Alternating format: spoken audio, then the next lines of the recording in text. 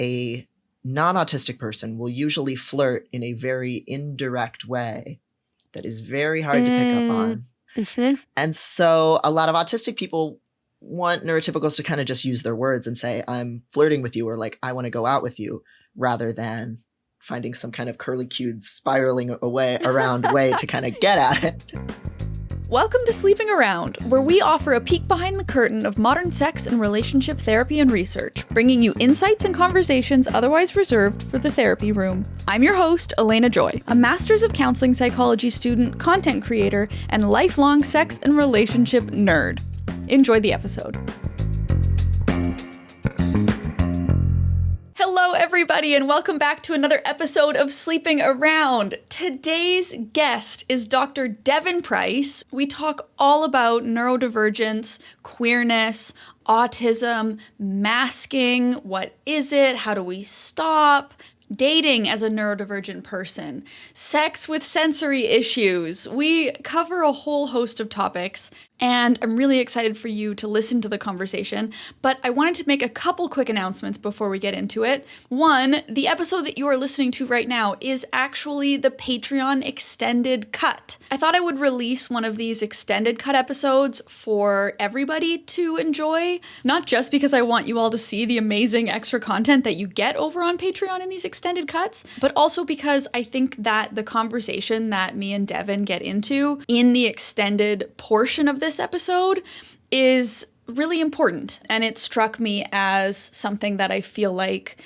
everybody should have access to, whether you are able to access the paywall content or not. So this is a taste of what you get over on the VIP tier on my Patreon. I hope that you enjoy it. And second, the holiday cards are currently happening over on my Patreon. So for anyone who doesn't know, every single year I send a personalized holiday card to every single one of my patrons, a physical card in the mail from me to you.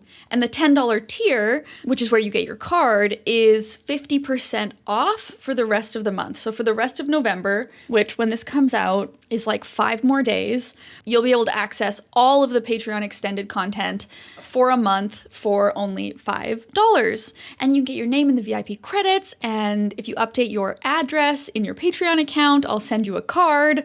Just lots of great things. So that's the housekeeping that I wanted to share with all of you. But without further ado, let me introduce to you our guest, Devon Price. He is a social psychologist, a professor, and the author of several books, including Unmasking Autism, Discovering the New Faces of Neurodiversity, and the forthcoming Unmasking for Life, the Autistic Person's Guide to Connecting, Loving, and Living Authentically, which comes out in March of next year. He also writes regularly about neurodiversity, radical mental health, queer sexuality, and culture for free at drdevonprice.substack.com. He lives in Chicago with his chinchilla dump truck and his cat, Loqi. Enjoy the episode.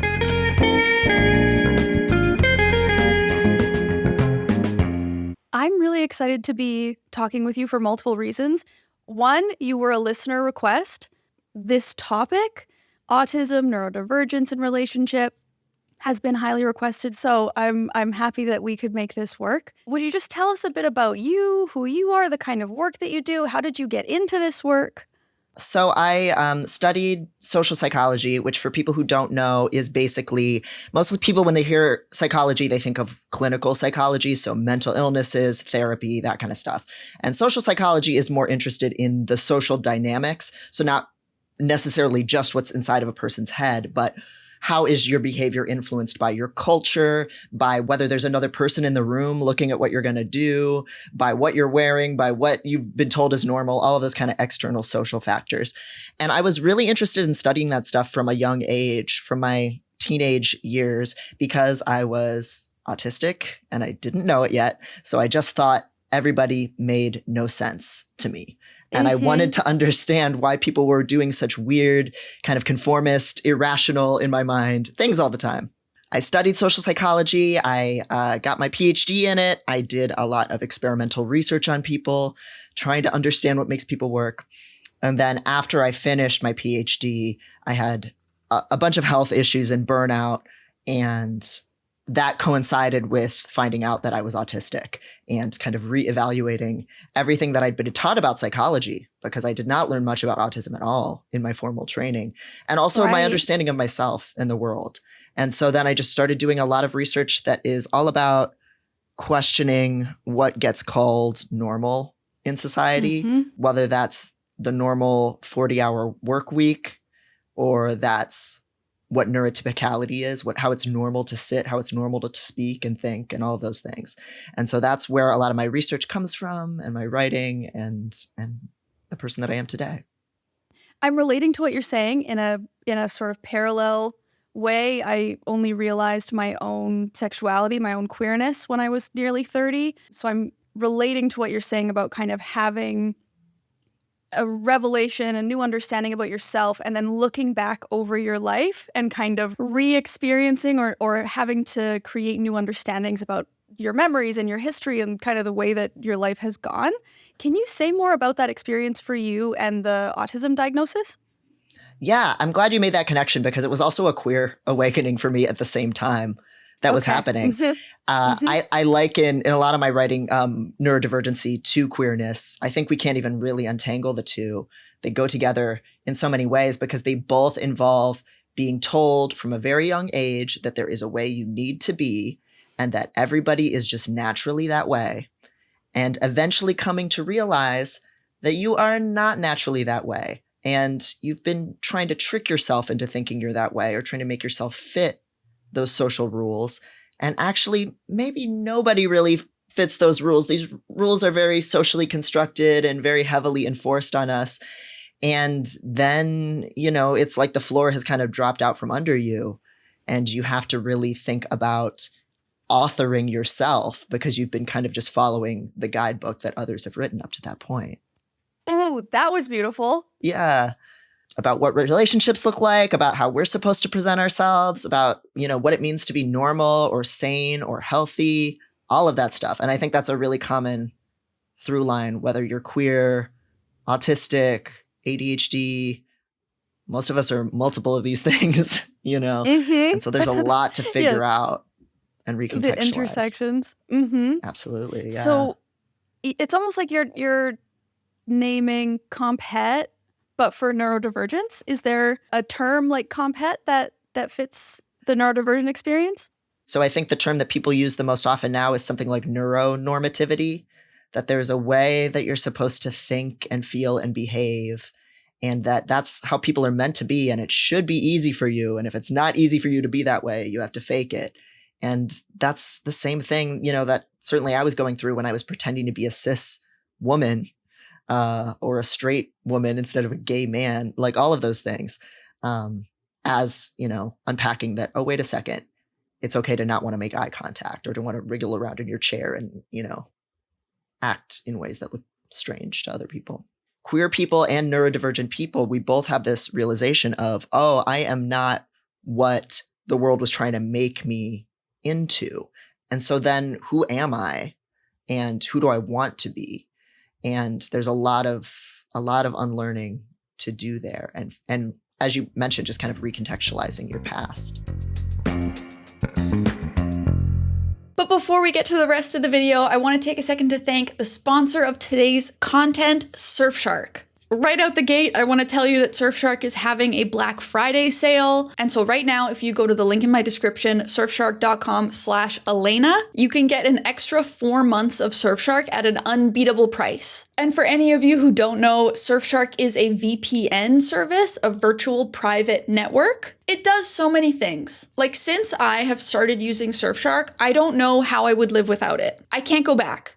I will never go back. A VPN keeps your online identity safe by encrypting all of your data that is sent between your device and the internet. So it keeps you safe from cyber criminals. It keeps your information private from big companies. And it swaps the real location of your device with any location in the world of your choosing by changing your IP address, meaning that you can virtually travel around the globe. This is extra handy if you are looking to access some media on a streaming service that is only available in a different country, not the one that you're in. So for example, I'm currently watching the German lesbian reality TV show Princess Charming.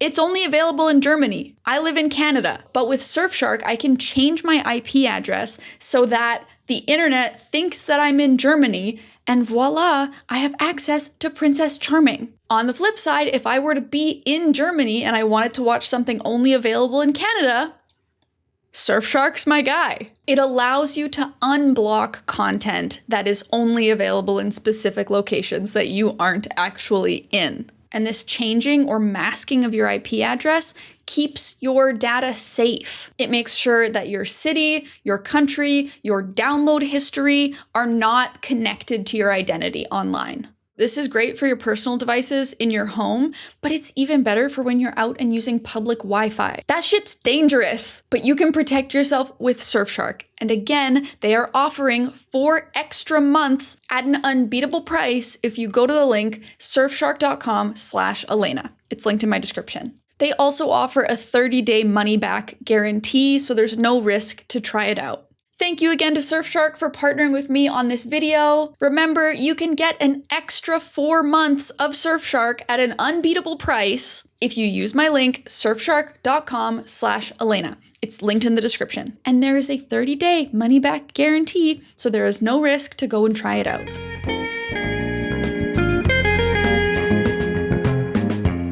It sounds like you're kind of hinting at or touching on masking. And the idea of unlearning, unmasking, trying to fit yourself into what is expected of you.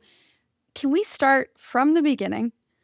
What is masking in neurodivergence? Masking refers to usually a set of strategies that neurodivergent people use to pass as more neurotypical, to avoid being ostracized and things like that.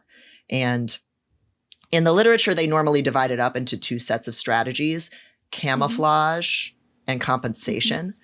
So camouflage is something like, okay, I know it's normal to make eye contact, so I'm going to look in between someone's eyes, or I'm going to force myself to make eye contact, even though it's painful, because I know that'll make people feel less creeped out by me and make them see me as honest. Whereas compensation could be something like, I know that I can't work a full-time job because there's so much socializing you have to do. So I'm gonna just have to be a freelancer all my life and live really, really cheap to make that tenable, because I just cannot survive doing the jobs that are expected of neurotypical people. Compensating being finding little hacks and ways to work around the fact that the world doesn't accommodate you. But I would also just kind of say that masking is a lot like being closeted, right? Like, you don't choose as a queer person to enter the closet. You're put in the closet at birth. Yeah, because of the assumptions people make about you. So I think a lot of neurodivergent people, it's not like we're choosing to hide anything about us that's deviant from the norm. We're just not ever even told that there's that option, that there are other ways to be. And so we don't even know ourselves, we're masking to ourselves on a core level as well. I can hear the social psychologist coming out. Yes. The lecture. Yes, the educator. Yeah. This is the system. It's a systemic issue. It's not as a queer person, I didn't put myself in the closet. Heteronormativity and all of these things did. You spoke about not even realizing to ourselves, right? Whether that's queerness, neurodivergence, not even realizing within ourselves that we are masking or trying to fit into some norm or behaving in a way that's not aligned with who we are. How do you discover what's true for you when we're living in these systems? I think because of the term masking, people think of it as this, I need to throw the curtain back, I need to take the mask off and see this true self that exists within. And that can be really, really challenging for people, because if you have just all of these like conditioned reactions of, if I know there's another person in the room, I'm going to try and act normal, it can be really hard to find something underneath the surface of that. It can feel like there's nothing even left there, that you've just become the mask.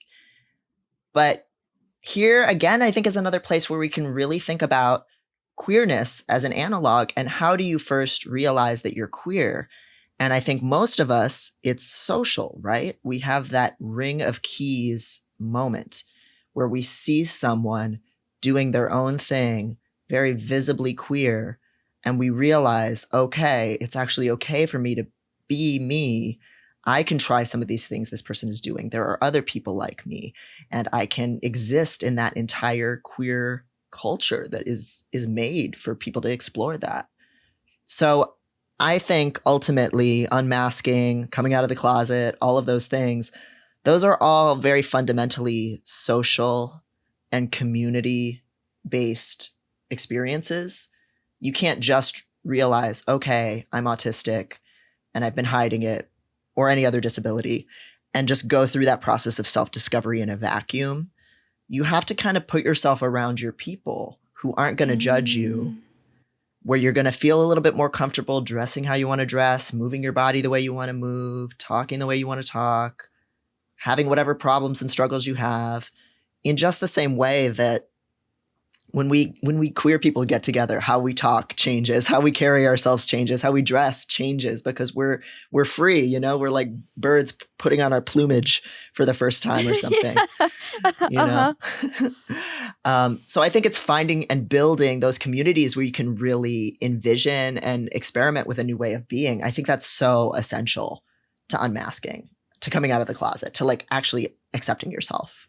It's like you're saying that the problem is social, the problem is societal, the kind of being masked. The answer is also societal, community. The answer is also other people. Yeah, I think we're fundamentally social beings, even if, you know, as an autistic person, like socializing is hard for me.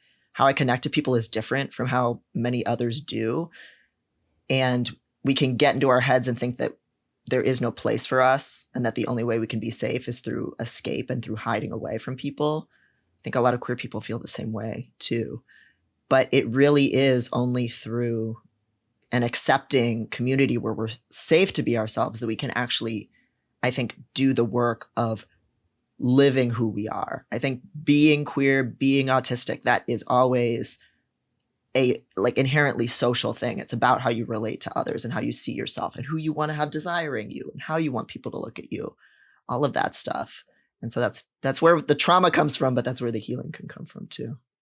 So do you have any advice for folks who are listening to this and they're going, okay, yeah, the problem is social, or I have trouble relating to people, or I haven't found my community yet, or maybe I want to start dating.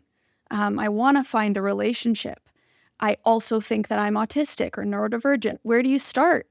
Do you have advice, tips, tricks, thoughts? Yes, I have so much to say about it, because it's something I hear about a lot from a lot of neurodivergent people. And a lot of them are also people who are just figuring out, you know, in the same way that when I found out I was autistic, that's also when I figured out I was trans. A lot of people have that same double whammy of like, oh, I've been faking my personality all the time, and I'm a lesbian, and I'm bisexual, whatever it is. Oh no, how am I going to go out into the world?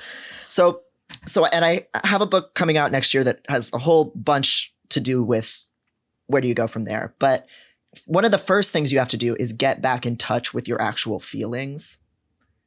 Because if you've been that repressed, you usually have an emotion, a feeling of desire, say, or attraction. And then you immediately have this meta emotion, a feeling about your feeling that immediately comes right on top of it. So that can be something like, oh, I'm attracted to this person, but I feel ashamed because they're going to think I'm a predator. It's gross. I don't want them to catch me being attracted to them, those kinds of things. And so then you can't even really actually experience the pleasure of finding someone attractive. Or, oh, I want to do this thing, this like kinky, fun, exciting, wild thing. Oh, but it seems totally impossible for me. I don't even know how to meet people. I'm too autistic. I'm too awkward. Nobody's ever going to accept me. I should just dismiss ever having that fantasy or whatever it is. that's one of the first steps, I think, is doing some really deep work, sitting with your actual emotions, thinking about the things that you're interested in and letting yourself actually feel those feelings and noticing what kind of resistance comes up. And I think it is good to work through that stuff with other people who have been through the same thing, whether that's, a support group, a discussion group, just hanging out with other queer people, other neurodivergent people, and like venting, like having some communal exercising of that demon, I think is good. And that can take a long time, as our lives, I think, can attest to. After you've done a little bit of that, then you have to do the work, the really like tedious work of, okay, I'm going to go to a gay bar. I'm going to go to a silent book club for other queer people. I'm going to show up to these events and I'm going to feel mortified and I'm going to want to leave, but I'm not going to leave. And then I'm going to go again. And then maybe the next time I'll be able to actually talk to somebody and say hello to them and just keep plugging away at it. It really takes a really long time to build community and start developing relationships from a place of authenticity. But it's completely worth it. It's just, I think we have to have that expectation starting out that, okay, I'm dealing with a lot of barriers here, a lot of internal resistance and struggle. And so, yeah, I'm going to need to make the dating app profile, or I'm going to need to talk to someone that I think is cute at a party and ask them if they want to go get coffee. And I'm going to fail sometimes, and I'm going to embarrass myself a bunch, and I'm going to feel bad sometimes doing it. And I'm going to maybe volunteer at a queer community center or do something to meet other queer people. I volunteered at a queer community center and was like, oh no, this is me actually. I'm actually one of you. So you were one of those overly invested allies at first. I was, right? Yes, I was an overly invested ally. Then I thought that I recognized some level of queerness in me, and I thought that I was bi. I identified as bi for many years. Then I started volunteering at the queer community center, and only took a couple years from there. COVID hit. TikTok happened. Oh, Lord. Yes, there were, the domino effect. They fell one by one. So the first step that you mentioned was recognizing or paying attention to your true feelings, what's happening for you, and then maybe those meta feelings on top. Perhaps naming those feelings can be helpful. And then taking the steps of actually doing the things that would be required for you to get what you want out of life or meet your needs or your goals. Absolutely. And translating what you want into words is a really hard process, Yeah. I think especially for a lot of queer people, I think especially queer women in particular feel a lot of shame ever wanting something or self-advocating because of misogyny, because of comp het, things like that. So that's a group that, I've seen especially a lot of really hard resistance because it's just a group of people that's been silenced so much. And so much of the writing that I end up doing for that kind of audience is about like, you need to just say the thing. Nobody is going to materialize out of the ground who's like your perfect partner who wants exactly what you want from them and just gives it to you without you saying it. Like, and you're not hurting anybody by saying, I'm interested in you. I'm interested in this kind of thing. This is what turns me on. Like, that is not damaging. It's a good thing. And in fact, even fumbling and getting shot down is a good thing. I've been telling people lately that if you get turned down because you ask somebody out or something like that, that's not a failure. That's a sign that like consent has successfully happened. That is how these things are done, like there's no harm in putting it out there. When I polled my audience and I said, hey, I'm talking to an expert on neurodivergence, on autism, what are some questions? A question that I got repeatedly relates to say the thing. Essentially, the question is, okay, I think I'm neurodivergent, or I know I am. How do I say the thing to a partner, to a potential partner, to friends, family?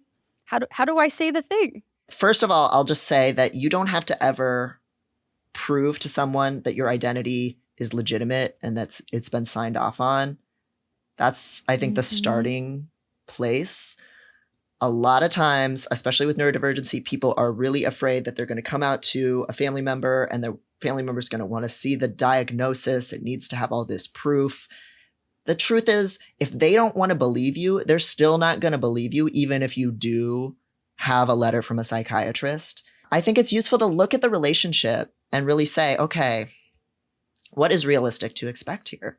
Is this a person who actually listens to me and trusts me and believes me when I say things? And if it's a relative who has never really shown a track record of doing that, you're not in control of whether they're convinced, you know? Mm-hmm. You have to just decide for yourself, these are the conditions that I'm going to set for our relationship. And if they don't meet those conditions, I'm in charge of deciding what I am going to do about that. It's a lot of work, but also it's moving the locus of control in a way, right? It might sound frightening in the sense that, oh no, I really can't control how this person is going to react. I can't convince this person as much as I want them to believe me and I want them to know this about me.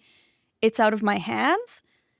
But then on the other side of that, how empowering to be like, but actually I'm in control of what I need from this relationship and I'm in control of setting those parameters. Mm-hmm. It takes a lot of work to like let go of the sense that you are supposed to control how other people feel and make them feel okay and get them on board with the idea, warm them up. There's another piece. Mm-hmm. That is not your job. You will never have power over that. It's not good for you or the other person to try and control how they feel. That is their own whole deal. And if they want to work on that on their own, maybe they'll go read a book. Maybe they'll go watch a YouTube video about neurodivergency. Maybe they won't. Maybe they'll just have a tantrum. You get to decide, okay, I have seen the pattern and how they behave, and what do I want in my life, and how am I going to set those terms? And so a lot of times that can be as simple as, because boundary setting is usually some kind of request and some kind of consequence if that request is not met. So yes. If they keep telling you to be a way that you are never going to be, are you going to leave the room? Are you going to hang up the phone? Are you going to just repeat yourself until they are so tired of hearing it that they stop needling you?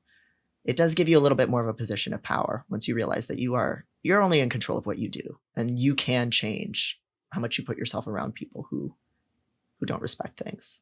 And a lot of people just need a little time once you do lead from that kind of position of power. It's not all fighting. True. It's not all hopelessness and ostracism or anything. Right. So then the other side of it, what about approaching a partner or a friend who you're thinking about them now and you're going, no, they do have a history of believing me. They do have a history of making me feel safe. And I still feel nervous about having this conversation. It's a big thing. And a lot of times, most people have a misconception of what autism is, of what bipolar is, any of these neurodivergencies. I think framing it as good news and a way that they are going to be able to better help you is a really great way to present it. Yeah. This is a tip that I got from Sarah Casper, who I interviewed for my next book. She runs this group called Comprehensive Consent. And she said, really present it as, I just learned this thing about myself, and can you help me? You know, can you remind me to put my earplugs in when an ambulance is going by? Or can you remember to, turn down your music when you're playing it in the house because it makes me upset because of my sensory issues? Or I've just figured out finally why I am so stressed out by change and unpredicted alterations to the schedule. This is good news. I have a reason for why this is. It's because I'm autistic. And so now it would really help both of us if you could just give me a heads up sooner before something changes. Little requests like that, like keep it small, frame it as a positive. If it's somebody who cares about you, they do want to know how to show up for you and avoid some of the friction that happens over and over again in any relationship. And so most people will respond to that well. Specific requests are just easier for people to process the more you figure those out than saying, I'm autistic, or I'm borderline, or I'm whatever, and assuming that they know what that means for you, Yes. There's a lot to unpack there. There is a lot to unpack in what you just said as well. What are some common misconceptions about autism or folks with autism that you hear or that you you've come across in your work? It's already changed so much in the last few years because we are in more of a public conversation about autism than we've ever been. That's way more accepting. So people used to always see it as only bad news, a horrible thing. If you said you were autistic and you were someone who could maybe pass as not autistic, people that loved you would say, oh, no, you're not like that, because they thought cold, robotic, unable to connect to people, unable to function, and that has to be a bad thing. All of these ableist understandings of a person's value. Mm-hmm. And it's not quite like that anymore. Now, people may hear autism and they might think, oh, you just think you're special because you were on TikTok. That might be a misconception. Right. Or, oh, so you must be really, really good at something. You must be really good at technology or math. Right, the savant. The savant, yes. Mm-hmm. You must be a genius at certain things. That kind of stuff are the really common misconceptions. And I think now it's kind of gotten watered down in a way that people will not necessarily at first take your needs seriously because they might be thinking, oh, it's a superpower, or oh, it's just this quirky thing. Understanding that it's a disability, that it is this pervasive exclusion from public life a lot of the time because the world just wasn't built for people like us. That's hard for people to get their brains around. And a lot of times we've been hiding how hard life is from them because we've been masking. So that's a journey that you kind of move through with yourself, realizing how disabled you actually are and how hard a lot of things are. And you kind of have to move your loved ones through it too, to an extent, because they might not understand how much you've been silently suffering and what you need. And so it takes a little while for everybody to get on board with that sometimes. So how, with masking and everything that we've been talking about, how does this show up in romantic relationships, in sexual relationships? Yeah, there's so much to say. So I'll try to not give you the 10,000 word book chapter. Oh my God, give me 10,000 words. I'm here to learn.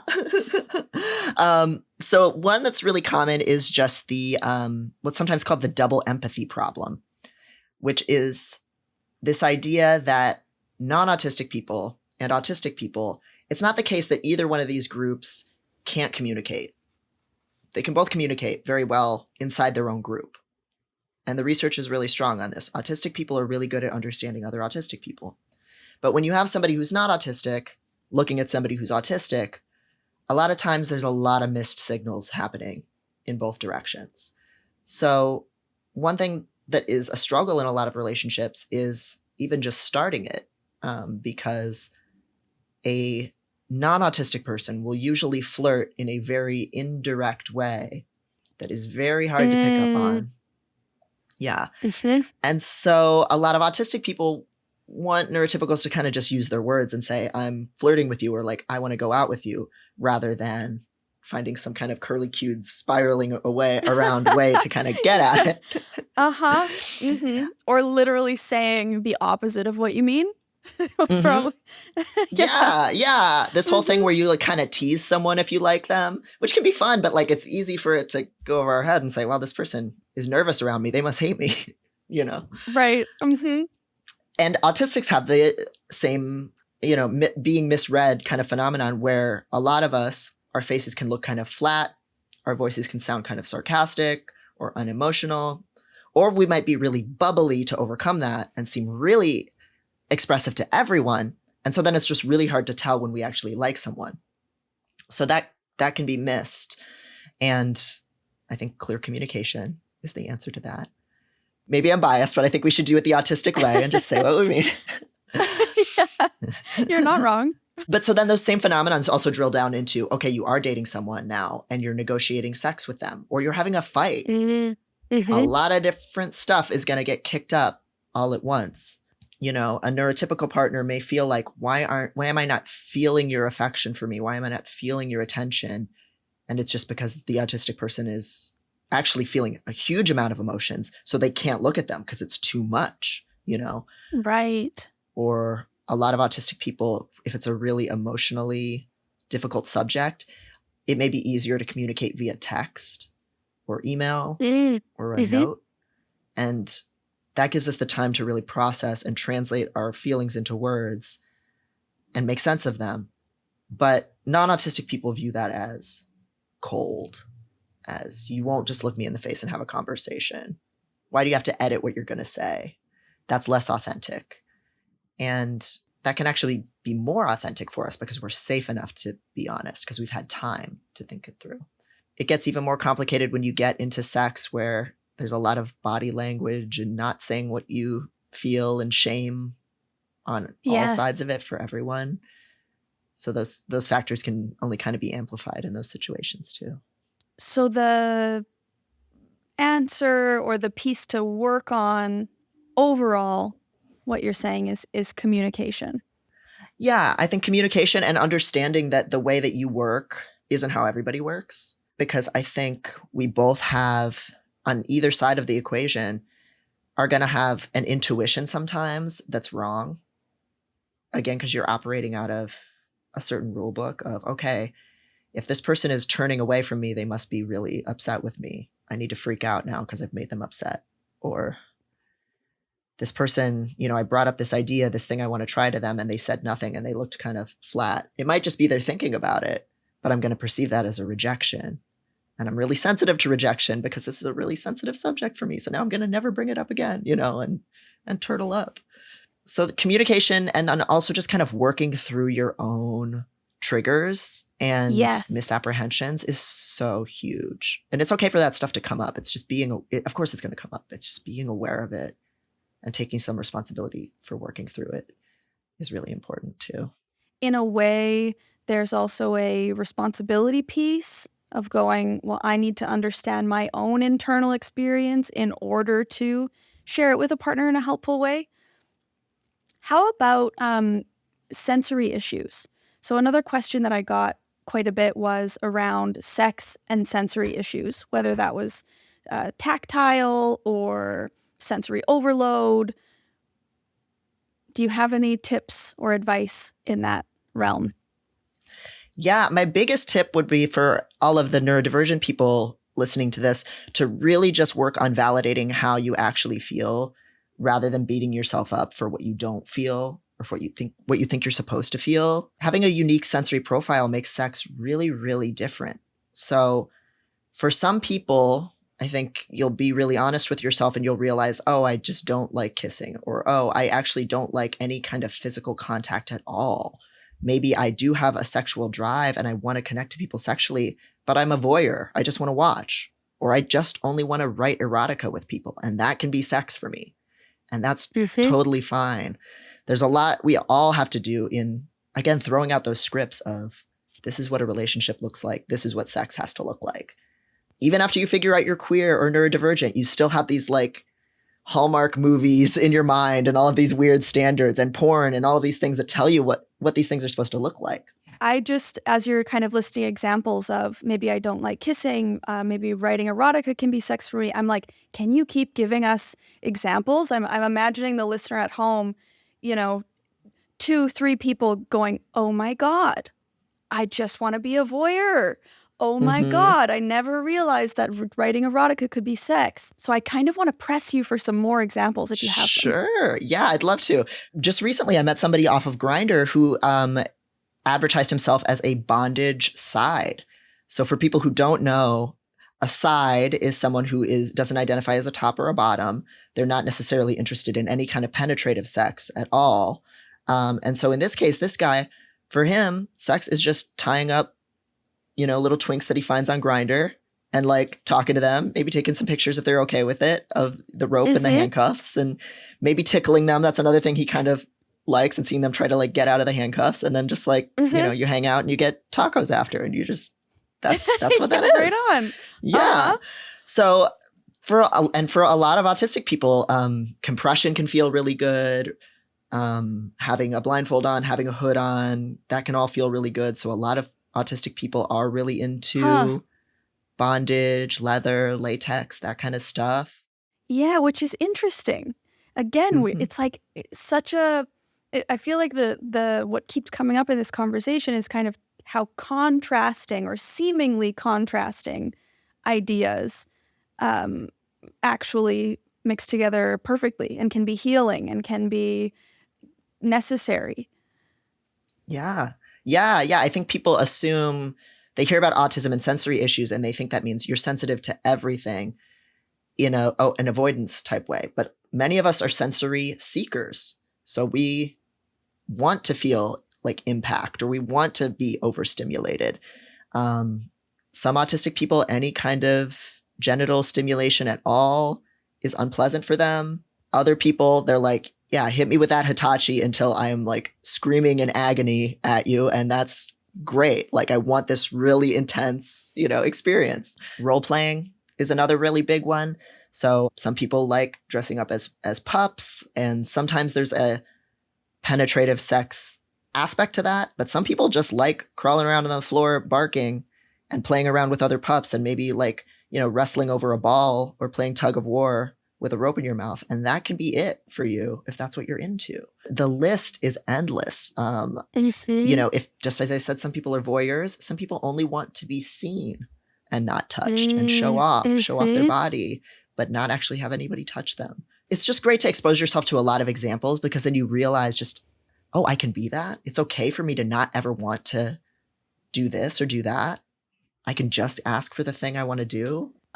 I can imagine how validating it might be for somebody to be hearing this for the first time, especially in the context of labels, whatever they are, whether the label is autism, whether the label is lesbian, whatever the label is, to hear, oh, I can be and identify with this label, and I can still want or not want this thing, and those both can be true, right? Like, some of the things that you're listing might go against what somebody's idea of autism is.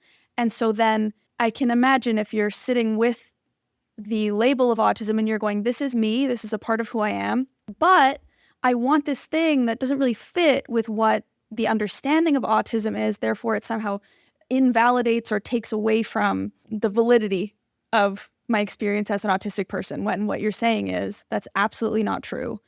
Yeah. Be who you want to be how you want to be touched, don't be touched, whatever it is that you want. Yeah, there's no rules. And that makes me think of another big intersection, which is that a lot of autistic people are asexual on the ace spectrum, but also a lot of asexual people have sex. That's one of those things that baffles a lot of people. But just because you're not attracted to someone, because that's all asexuality comes down to, is, are you physically attracted to someone?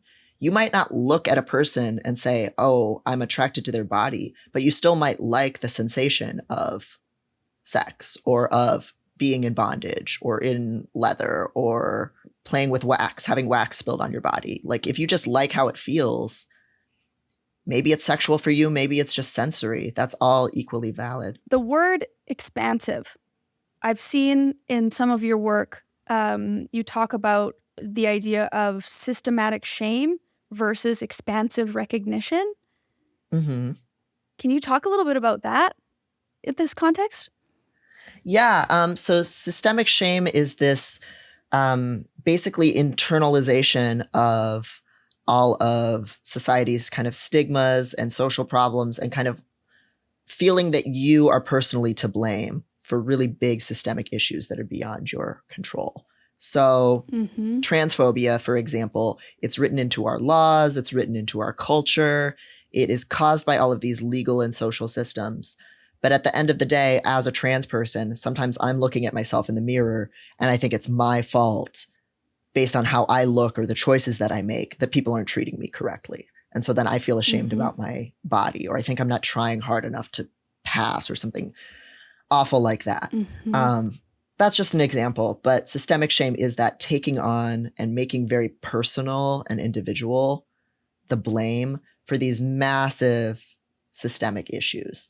And it's this very isolating, self-blaming kind of feeling.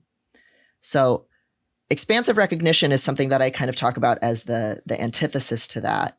And it's seeing yourself as inseparably connected to your social context and your community and the world and the people around you. And so if systemic shame would say, you look disgusting, it's your fault that you're not getting called he, him in public, like you're to blame for making yourself so like strange and freakish. And, these are thoughts that happen sometimes. Expansive recognition would say, well, it's not really a problem that you feel this way. It makes a lot of sense that you living in this culture and living in this moment in time would feel that way some of the time. And maybe the goal doesn't need to be making yourself never feel bad about yourself. You can't change the entire world, but you can appreciate that, okay, you were in a social context that made you feel really awful about yourself. And you can change some of that context and see yourself instead as more connected to other trans people, to, queer history, and kind of have those things be more of your social context and what you contribute to and what you make yourself a part of, because, you do fit in there, whatever your damage still is, even if you never completely get over some of the scars of this stuff. That's so helpful. The message of community, both past and present. Yeah, I think it's good to know our placement in queer history and know how many people have gone through the same struggles that we still go through today, the same fights that we still have today. It really helps put things in perspective and make you feel less alone. In your work with neurodivergence, with queerness, whatever direction you want to go with this, what's one thing that you wish everybody knew? Oh, gosh. I guess I wish everybody knew the skill of discerning things for themselves versus taking other people's value systems as a given. I think. Oh, yeah. I wish that everybody had that power to say, okay, people around me are telling me that the world is like this or that this thing is important. Can I take a step back and ask myself if I really agree that it's important to be that thing or do that thing? Just that ability to go against the grain, I think we all have to have, even within our own communities sometimes. Like we can still find belonging and participate in communities and still have moments of saying, wait a second, this thing that I'm being told I need to do or need to believe, I don't know if I do. I think there's a lot of freedom that comes from that. Absolutely. It's when the shoulds come up. I should express myself this way. I should present this way. I should live this life. It's like whenever the word should comes up, I think to myself, where did you learn that? Where did that come from? Yeah. Who's saying that? Yeah. Who says that I should do that? What happens if I don't? What happens if I don't feel that thing? Yeah. What happens if I don't? Oh, I like those questions. So it's, do I feel that way? Do I agree? And then what would happen if I don't? Yeah. I like the little playful, there's almost like a playful feeling to that. What would happen if I don't? Yeah. Yeah. You got to find your little inner scamp. You're just little spirit of like, well, the class clown your inner or whatever. Scamp. Oh, I love that. Thank you so much for your time, for coming on the show. We're going to jump over into the Patreon exclusive extended version where Dr. Price and I are going to answer some of your questions. But before we do that, where can people find you? Yeah, so I write regularly on Substack at drdevonprice.substack.com. All of those newsletters are free. And then I have a bunch of books: Unmasking Autism, Unlearning Shame, Laziness Does Not Exist, and then next year, Unmasking for Life, which is the sequel to Unmasking Autism. So check those out if you want.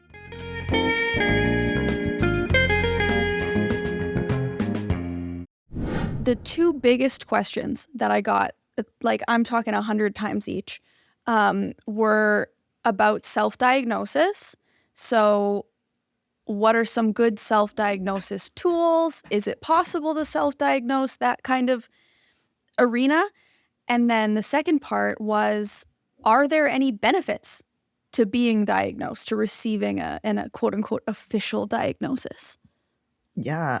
Okay, so there's a lot to dive into here. Yeah. And it's a very common question. So anybody asking that question, should I get diagnosed? Should I just self-diagnose? What does it mean to self-diagnose? If you're asking that question, I want you to take a step back and even think about the idea of diagnosing who you are. Do gay people need to be diagnosed to know that they're gay?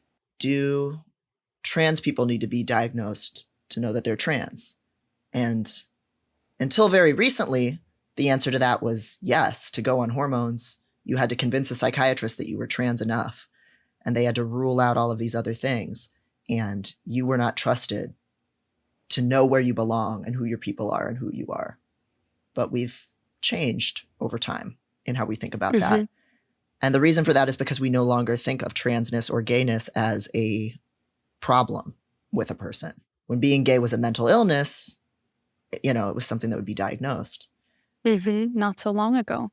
Not long ago at all, So, and we're in a cultural moment right now where a lot of people are reevaluating autism as maybe not something that's wrong with somebody, but just a difference, just a thing that happens, and a community. The alternative for queer people to being diagnosed gay is just finding your community, like you don't need a letter from a psychiatrist to go like hit on somebody at a gay bar. You can just do it whenever you want. You can just listen to your feelings. You don't even need to ask at first definitively, am I gay? And know for sure. You can kind of just try. Oh, yeah. Right? Yeah. Like it can be behavioral. It can be social before it's identity. Oh, that's so interesting, because I just generally in the work that I do, we have a lot of conversation around queerness, around gender, and this question of how do I know if I am blank is kind of the big question that you see over and over. And often the answer is, well, you don't need to know for sure. If you're questioning your gender identity or your expression, it's like, you can try something on, right? Like you can try your pronouns on, see how it feels. You can change your mind. You can try one type of expression and see how it feels and change your mind.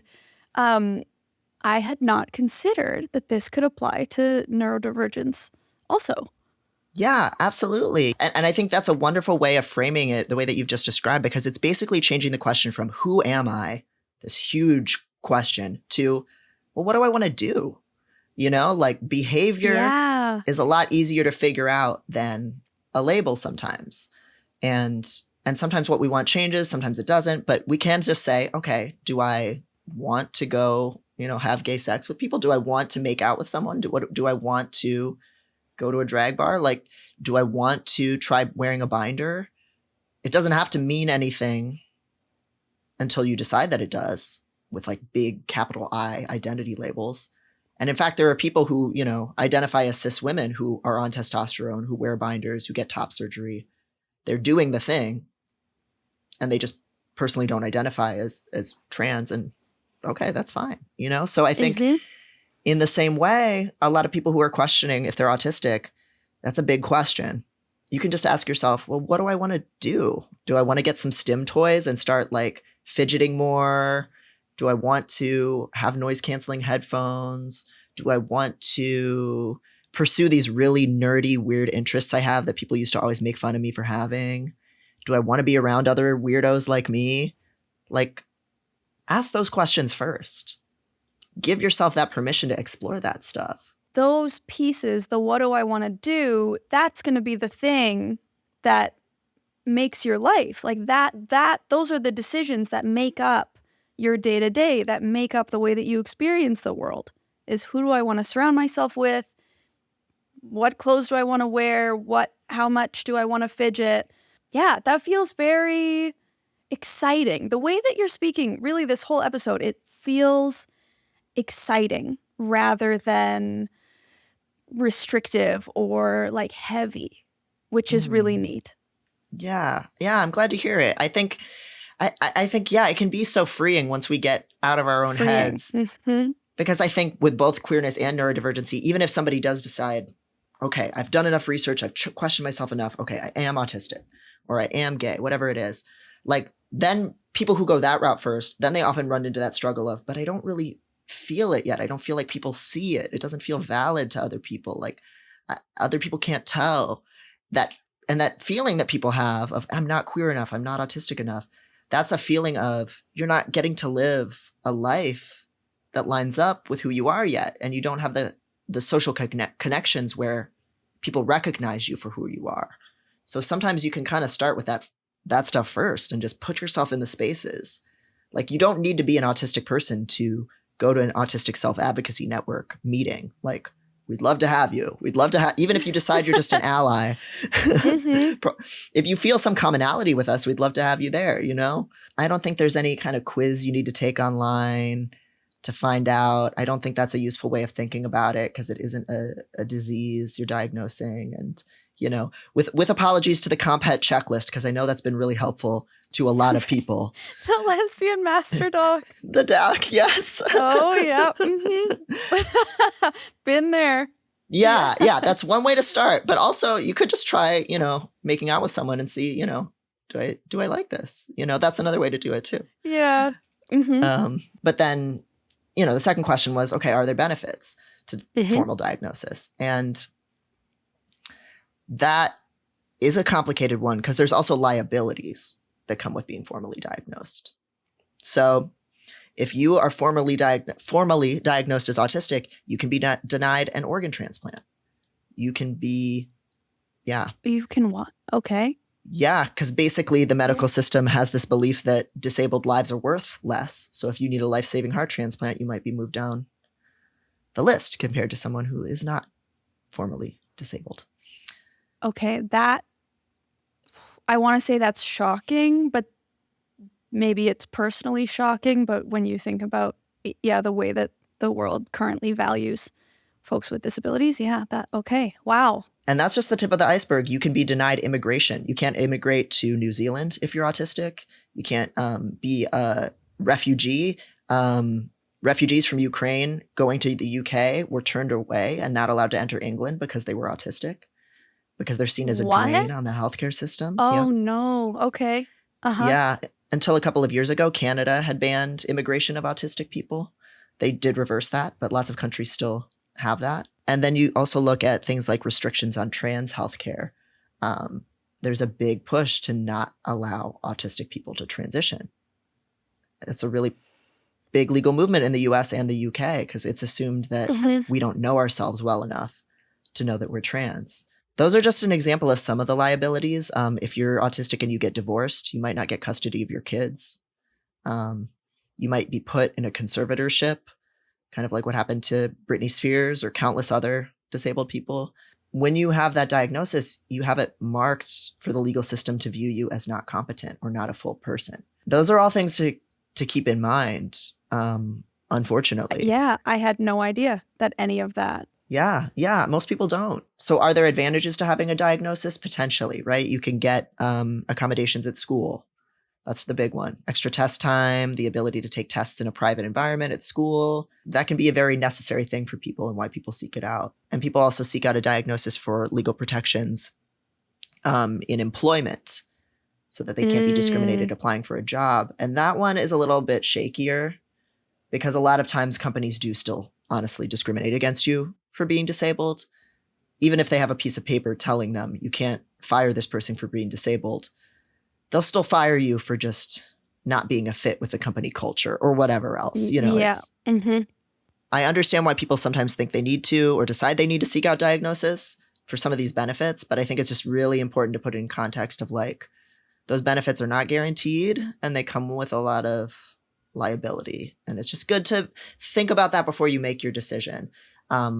If you're only seeking a diagnosis because you think it'll get your mom or dad to take you seriously finally, or you'll feel finally valid, I would encourage people to rethink that and to just, again, realize, like, the answer is inside of you. Like, you get to decide who you are. It is your life, you know? Right.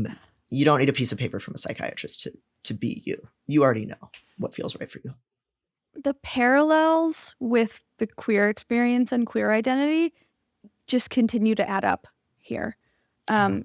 Especially in terms of the potential for rights to be taken away, given how recently being queer in whatever way was still a mental illness, a disease, all of those things.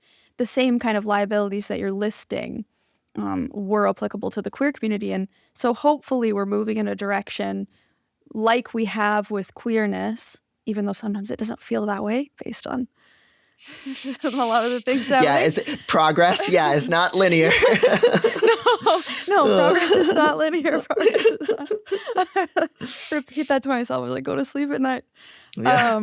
Hopefully the same with neurodivergence. We're moving in a direction where those things will not be true forever. Yeah, I hadn't considered before, basically, how deep those parallels run in terms of not needing. It's like when somebody feels like they need to have had a certain type of sex in order to claim a sexual label or a sexual orientation. And at this point, we all know, no, you don't have to have had sex with a woman to call yourself a lesbian. You don't have to have done X, Y, or Z in order to know within yourself who you are. That same understanding can be applied to the neurodivergent community. Yeah. The number of parallels are so strong that I really kind of think of transness, queerness, and neurodivergency as they're actually all kind of interwoven with each other. They're all part of the same experience of stigma and mental illness labels being heaped on violating societal rules and made to feel like you're broken when actually you're not. Like it's all this of the same kind of cluster there. And then you listen to this episode and take some of the advice and the practical stuff that we've talked about, and you realize, oh, I'm actually free.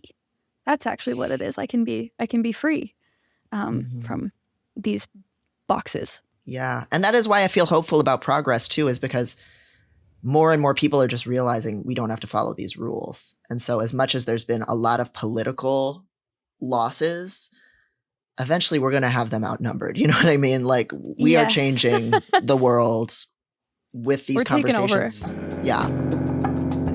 Thank you for listening and supporting the show here on Patreon. Be sure to follow us on Instagram at SleepingAroundPod for updates, teasers, episode discussions, and more. This episode was produced by Alayna Joy and Danae Fender and edited by Corey Mesquita. See you next time, back here on the couch.